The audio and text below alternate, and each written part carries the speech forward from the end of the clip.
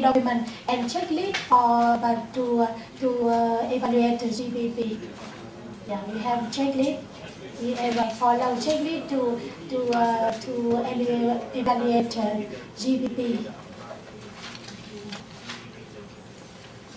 What is the consumer attitude towards pharmacy in Vietnam? What is their expectations of pharmacy service? Are they disappointed in the quality of the service that they're getting, or are they happy to have the high availability and not worry that there's not a pharmacist there?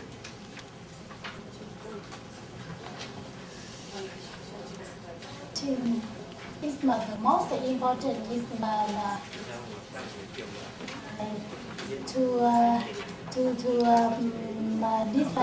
design drug for end user, and the second is maybe profit for pharmacy maybe.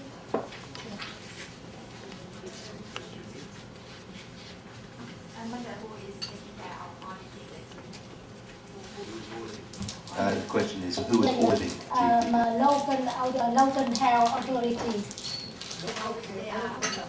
Yeah, local health authorities, because we have 64 local health authority, and drug administration can't do this work because it's large and all countries.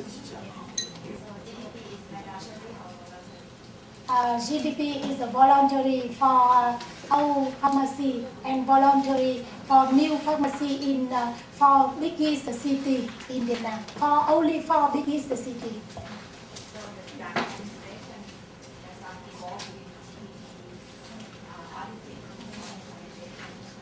No.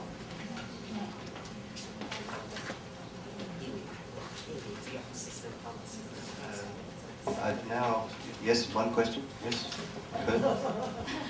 No, but I have a comment, because it's not more than 1 year ago. It's already 1 year ago that I visited Vietnam and had the opportunity to meet you and to look into your system.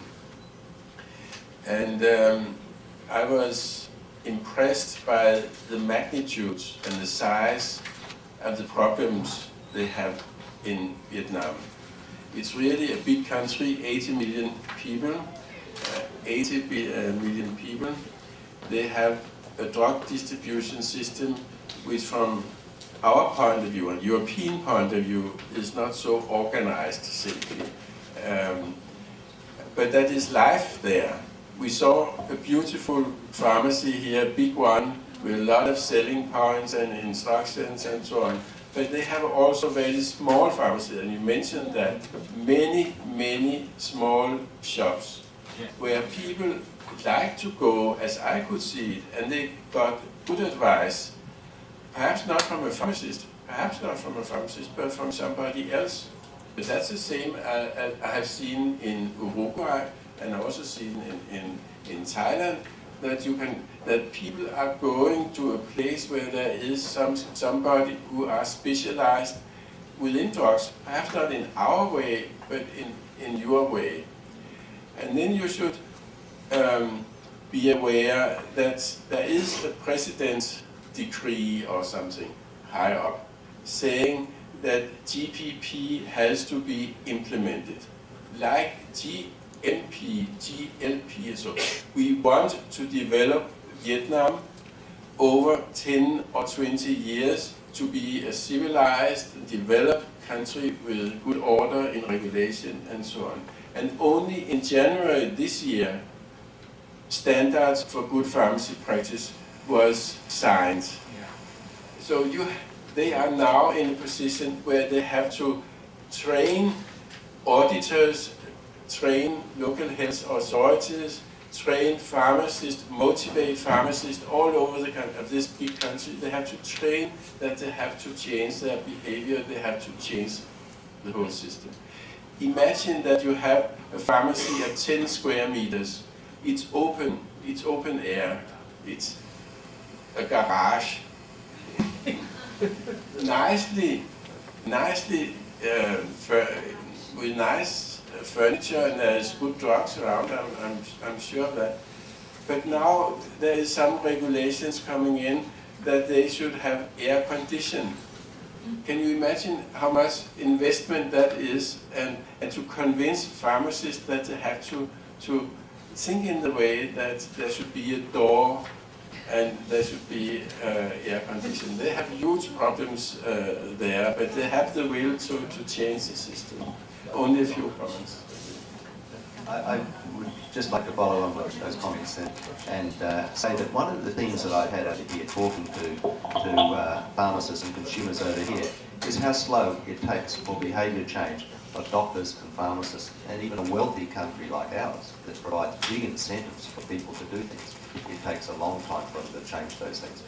Another comment I would make to our near neighbour from Australia, New Zealand, who is another wealthy country, has standards in place for their pharmacies. And when they first implemented those, my recollection now, without going back to the figures, was something like of the first 270 pharmacies audited, one pharmacy passed that audit. So it is a process that you've ended on, and I congratulate you. I now ask for President Chiang to make some presentation to you. Thank you. Bắt đầu, I can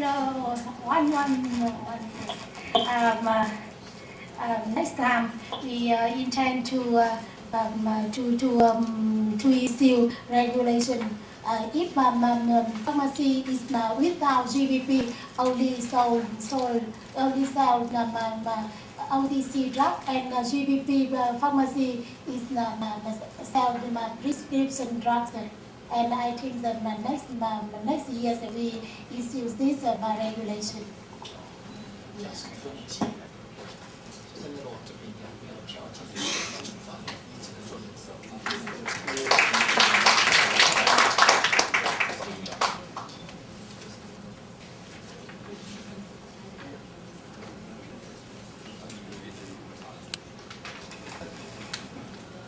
Thank you, Ms. Chu Van Lam. Our next speaker is from Cambodia, Ms. Mam Boravan. Ms. Boravan is the Vice President of the Cambodian Pharmaceutical Association. She's also Vice Chief of the Essential Drug Bureau, and started work on the critical drug program in 1998. She was appointed by the World Health Organization as the focal person for the Rapid Alert System and counterfeit issues, and also managed the USP EQI project in Cambodia for counterfeit drugs. So I give you a very warm welcome, and thank you for your presentation.